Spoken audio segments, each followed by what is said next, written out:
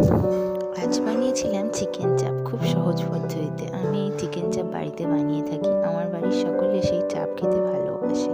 চাইলে একবার এইভাবে বানিয়ে দেখতে পারেন। এত নরম তুলতুলে হয় চিকেনগুলো যে বাচ্চা থেকে বড় সবার খুব পছন্দ হয়। বড় সাইজ করে চিকেনের পিসগুলো নিতে হবে। আমি 900 গ্রাম মতো মাংস নিয়েছি। তাতে কিছু ছুরির সাহায্যে কাট লাগিয়ে নেব, যাতে ভেতর অব্দি মশলা প্রবেশ করতে পারে। তাতে 1 চামচ আদা বাটা, 1 চামচ রসুন বাটা, আর লাগবে কাশ্মীরি লঙ্কা গুঁড়ো আর শুকনো লঙ্কা গুঁড়ো লাগবে। আর টক দই নিয়েছি 4 চামচ, 6 থেকে 8 পিস পেঁয়াজ বাটা, 12 থেকে 15 পিস কাজু বাদাম ও 25 গ্রাম মতো পোস্ত। নিজের মুঠো 1.5 মুঠো মতো ছাতু নিতে হবে। এগুলো ভালোভাবে ম্যারিনেট করে 3 থেকে 4 ঘন্টা ফ্রিজে রেখে দিয়েছিলাম।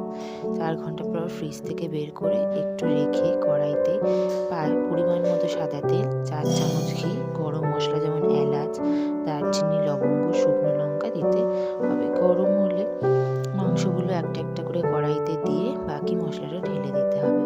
রান্না করে নিতে হবে। মাংস সিদ্ধ হলে তাতে নুন আর মিঠা আতর দিয়ে একটু ফুটিয়ে নিলেই